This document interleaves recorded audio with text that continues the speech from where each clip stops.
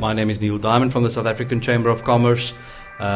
We are an organized business body representing South African business interests within the United States, and our aim is to underpin and support the embassy, Mr. Letswalo from the Department of Trade and Industry, with the bilateral trade between our two countries.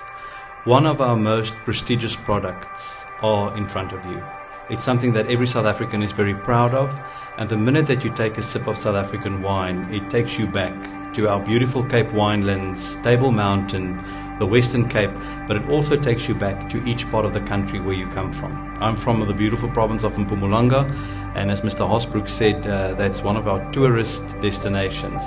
So we'd like you this morning not just to taste our wine, but also with every sip experience everything South African. Experience our culture, our history. We are very proud of what is being presented to you. The US is an extremely difficult market and highly competitive. South African wines have taken a bit of a beating through the years, and the market was largely taken over by the New Zealanders and the Australians. So we represent a very small percentage of the USA market. Within the US market, we're seeing underrepresentation of South African wines, particularly estate wines and spirits. So what our goal is to try and grow that business and create awareness for the general public. I believe a lot of more education is necessary, because once you have your American consumer taste your beautiful wines, then the rest is history. As to the history of South Africa, the first thing I learned when I was a sommelier is that South African wines are a little bit old world, a little bit new world.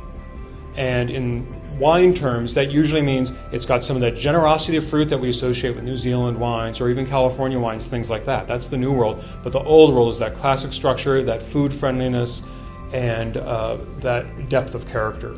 So that's a really great place to be, and it was really great to see that American importers, American consumers turned to South Africa as the logical place to go. It's been a year since the country first went into hard lockdown, and the wine and tourism industries in the Western Cape are still trying to pick up the pieces. Role players say the full impact of COVID-19 and associated lockdowns may only be seen in the next 12 to 18 months. However, current financial losses over the past year are estimated at over 8 billion rand, with job losses close to 30,000. While some producers are still trying to stay afloat, others may simply have to close shop. So the impact has been felt through the board, not just in our direct industry, but also those manufacturers that supply us from glass to packaging, and even the restaurant sector, who has been so heavily affected by the various bans. For about 23 weeks during a 2-year period where the various lockdown initiatives were taking place in South Africa to address the problem of COVID, there were 23 weeks where alcohol sales were not allowed. And 50% of South Africa's wines are sold in the domestic market. So obviously this has a huge impact on the industry. South Africa, like many other developing countries, have had a severe impact following COVID. Part of our economic redevelopment program is ensuring that we get as much foreign investment and foreign support into our country. Wine is one of those avenues. Every bottle of wine that we sell supports a grower, supports a manufacturer, supports a bottler, supports a packer, supports a family back in South Africa. And that's really the message that we would like to convey to you. It's more than just world-class wine. It's also an investment in the social responsibility that we have into South Africa. Thank you very much, Mr. Letswalo, Mr. Hosbrook, for this opportunity.